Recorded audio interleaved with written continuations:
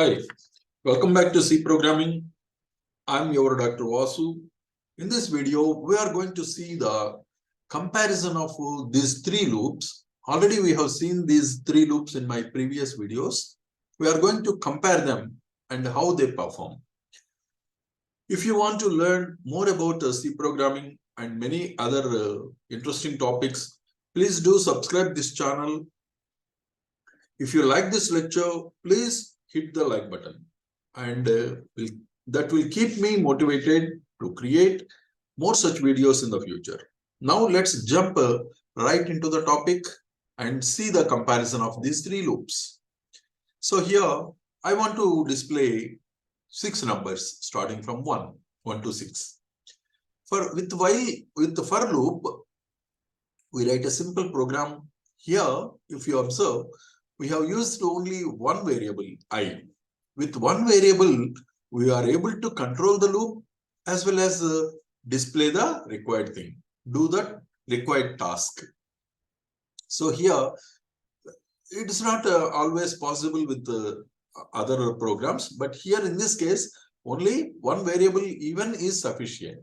So here, initialization of I is done here is 1, and it is repeated for 6 times. And I'm going to print 1 next incremented, so it becomes 2 like this. This is with the for loop. Next, with the while, we write initialization is done here initially, and this while loop is tested. That is, a condition is tested here whether this I value is less than or equal to 6 or not. And the increment of I is done here in the loop. So like this, the while loop executes. Coming to the do while, initialization is done here, but in the end, after the loop, we are going to test the condition, how long this loop should be repeated. Okay, next, compile these 3 different programs. And if you see the output, it will be the same. 1, 2, 3, 4, 5, 6 are displayed like this. So here you can just simply compare the 3 loops here. Suppose I want to display the numbers starting from 10 in the descending order, 10 to 6. So coming to the for loop, we use 2 integers. Here 2 integers are required. So with the 2 integers, n is for control of the loop, initialization, condition, incrementing, and with the number we are going to do the required task. So initially we want to display 10. So 10 is assigned to number. So I'm going to display 10 here. Next time it will be decremented. It is -1. So 9 becomes 9, 8 like that. So this is with the for loop. Next, if you see the while will be like this. So initialization of n is done prior to the while, right? Before while, and test condition is here, incrementing of n here. So do while will be more or less the same, but with the test condition in the last, after the do loop here. After the do loop, we get while. So like this, we have written 3 programs using 3 different loops, compile them, and if you execute, you get the output like this: 10, 9, 8, 7, 6. So the numbers in the descending order. So suppose I want to generate odd numbers up to 20. Starting from 1, I want to display the odd numbers only up to 20. With for loop, we write a program like this. Here again, we have taken only one variable, I is sufficient. This I is used for controlling the loop, right? And also for a display of the required number. The difference, if you observe here, earlier we have used +1 only. It can be anything, +1 or +2, +5, anything. So here +2, because I want to display the odd numbers 1, 3, 5, 7 like that. So that if plus 2 is added for that. So, and one more difference here is instead of a new line character, I have taken a tab.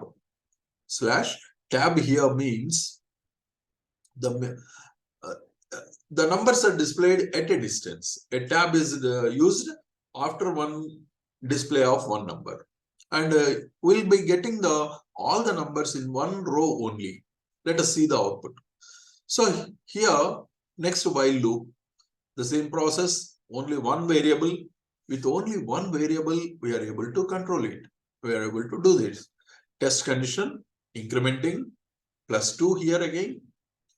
Do while loop, same initialization is done here, and test condition in the end after the loop, and here incrementing of I by 2. So compile this and execute. You get the output of all the three programs same. 1, 3, 5, 7 like this. All the odd numbers are displayed. Okay. Suppose I want to I want to display even numbers, right? Up to 20. So what to do? Earlier we started with the I value as 1, but now we'll start with 2. Instead of 1, start with 2, and the incrementing and all these things the same. There is no change. But only the thing is, we have instead of 1, we started with the I value as 2 here. So we started with the 2, and the incrementing also is done with the 2, and a tab is used. Let us see the output, compile them and execute all the three programs. We get the same output, 2, 4, 6, 8, 10 like this. All the even numbers up to 20 are displayed. So like this, you can have a clear glimpse of all the three loops. Now, controlling of a loop. We are talking about many times about the loop. These loops are executed with a condition. When a condition is satisfied, then only we'll be able to use the statements, a number of statements in a loop repeatedly. How? This is done in two ways. One is entry controlled, and the second one is exit controlled. Entry controlled means before entering the loop itself, we'll be testing the condition. So if a condition is satisfied, then only it executes the statements. Okay, then the loop continues. If the condition is not satisfied, it comes out of the loop. There is no further continuation in that loop. So the best examples are for and while loops. These two are the entry controlled loops. This is generally used either for or while, generally used, and there won't be any problem with using these two, right? There won't be any confusion, right? It will be very clear to use them. Another one, exit control loop. Coming to this, we directly enter the loop without testing any condition. We enter the loop directly and execute some statements.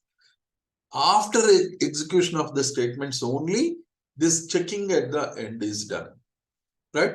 So the test condition is done in the end, after the loop is done. So if at all there is any problem, some problem will be occurring here itself, that damages, right? So what happens? Before you test the condition, it executes that entire loop at least once. So whatever the damage is to be done, it will be done by this. So we have to be very careful. So example for this is do while. Do while loop is that. Suppose do while looping, we want to test the while and do while. What happens? We have written a simple program. Suppose n value is initialized here, n is equal to 1, and I want to execute these statements within this loop when the condition is n is negative. When n value is less than 0, that is negative, then only I want to execute these statements. That is my purpose. But what happens here is, because the n value is initially 1, it can't be negative. So this won't allow these statements to execute. So it won't allow into the loop here. So if you compile, that compilation will be done successfully. Why? Even though we have you may ask, even though we have a problem here, why this program is executed successfully, compiled successfully?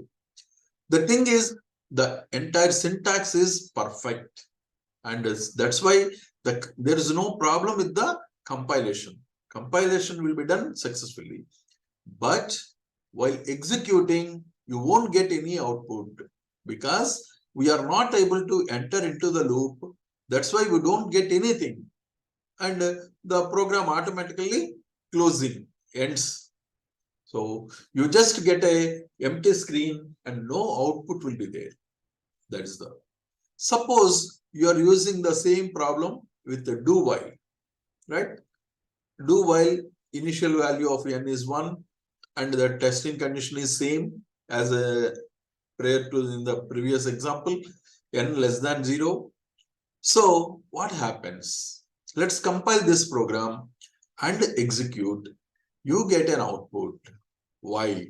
It's wondering, isn't it? Because the number 10 is assigned to number and you are displaying this number here. Why?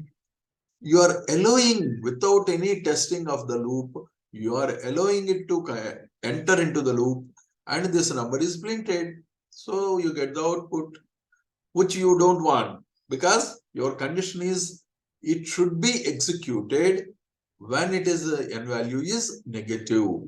So in this condition, the n value is not, this entire loop is executed once. That's why you get some unwanted output.